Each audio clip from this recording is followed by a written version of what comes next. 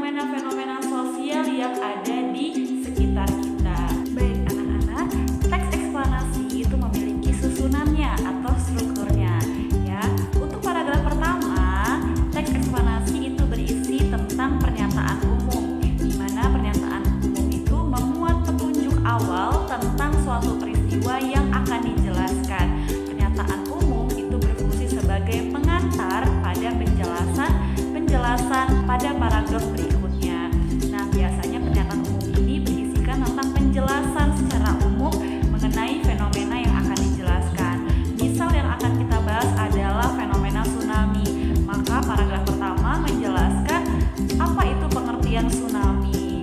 Kemudian untuk paragraf kedua itu berisikan tentang deret penjelas, di mana deret penjelas itu akan memaparkan tentang proses terjadinya peristiwa atau fenomena yang akan dijelaskan. Nah, penjelasan ini akan berisi berupa tahap-tahap proses terjadinya fenomena tersebut, sebab akibat dari peristiwa tersebut. Kalau misalkan yang akan kita bahas tsunami, maka ada tahapan-tahapannya dari proses tersebut. Kemudian yang ketiga adalah kesimpulan. Nah, kesimpulan dalam teks eksplanasi itu berupa pengulangan informasi penting atau kata penutup yang menandai bahwa penjelasan telah berakhir. Nah, tapi tidak semua teks eksplanasi itu berisi ada kesimpulannya. Yang penting di paragraf ketiga itu berisi pelengkap dari paragraf-paragraf sebelumnya. Ya, jadi anak-anak, itu adalah struktur dari teks eksplanasi. Agar anak-anak lebih paham bagaimana cara memilah-milah paragraf dari teks eksplanasi, silahkan simak video berikut ya. Baik anak-anak Soli dan Solihah, kita ketemu lagi ya bersama Bu Pita. Hari ini kita akan membahas mengenai teks eksplanasi muatan pelajaran bahasa Indonesia. Anak-anak boleh sambil membuka buku tema 3-nya halaman 23 ya. Tema 3 tokoh dan penemuan.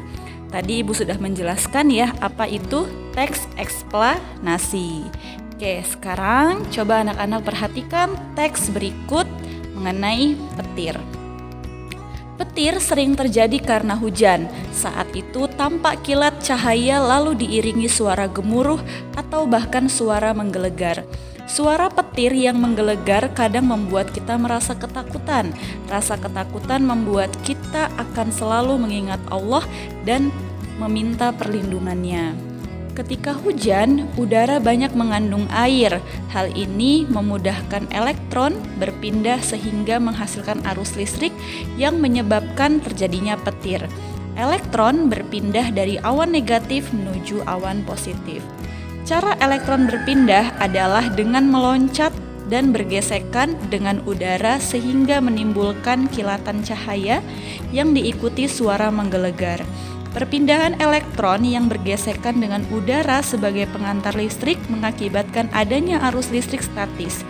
Inilah yang menyebabkan terjadinya petir. Hal ini terjadi secara alamiah di alam. Nah, baik anak-anak Soli dan Solihah, menurutmu apakah teks tersebut termasuk teks eksplanasi? Nah, ya, karena teks tersebut itu membicarakan fenomena alam, yaitu proses terjadinya petir. Jadi teks yang Ibu bacakan tadi itu adalah termasuk teks eksplanasi. Nah, sekarang kita akan mengidentifikasikan teks eksplanasi, di mana sebelumnya Ibu sudah menjelaskan ya bahwasanya teks eksplanasi itu ada pernyataan umum, deret penjelas, dan kesimpulan.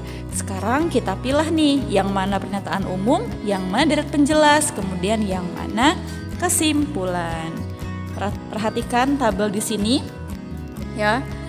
Untuk pernyataan umum ya, itu terdapat di paragraf pertama.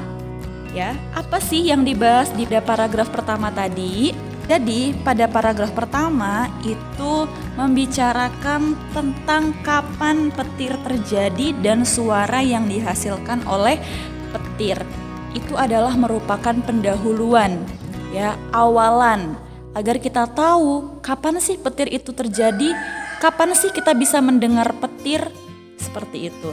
Kemudian yang kedua ada deret penjelas. Nah, deret penjelas ini ya, di mana deret penjelas ini adalah memaparkan tentang proses terjadinya suatu peristiwa ya, atau sebab akibat. Di situ dijelaskan proses penyebab atau terjadinya petir. Disebabkan oleh apa? Ya, disebabkan karena perpindahan ya nak ya, perpindahan elektron dari awan negatif menuju awan positif ya, itu adalah kemudian menghasilkan arus listrik. Kemudian yang ketiga adalah kesimpulan. Kesimpulan itu ada di paragraf ketiga, di mana kesimpulan itu adalah pengulangan informasi penting ya, atau kata penutup yang menandai bahwa penjelasan telah berakhir. Di situ dijelaskan ya nak ya, ada akibat dari petir yang menghasilkan arus listrik statis. Ya, jadi ada arus listriknya di situ. Di mana petir itu terjadi secara alamiah di alam. Nah, bagaimana anak-anak? Sampai sini sudah paham belum penjelasan dari Bu Pita mengenai teks eksplanasi? Mudah-mudahan paham ya. Kemudian jika ada pertanyaan atau suatu hal yang belum difahami, silahkan boleh WA pribadi ke Ibu Pita.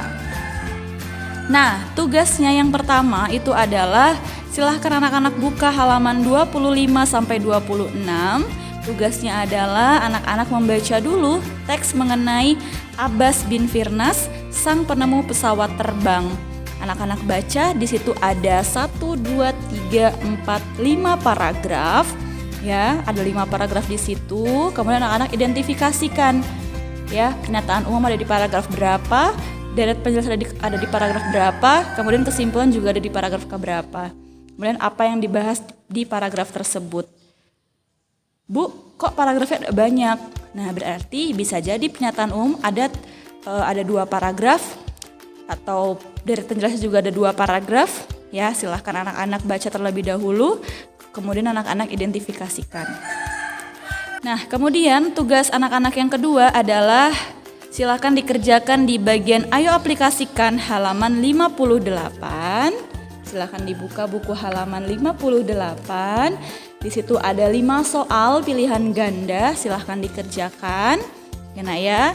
Kemudian jika sudah selesai seperti biasa dikirimkan ke Bu Pita atau ke wali kelasnya masing-masing. Oke, sampai sini paham ya. Baik. Cukup untuk materi hari ini mengenai teks eksplanasi. Mudah-mudahan Allah memberikan kemudahan bagi anak-anak dalam mengerjakan soal.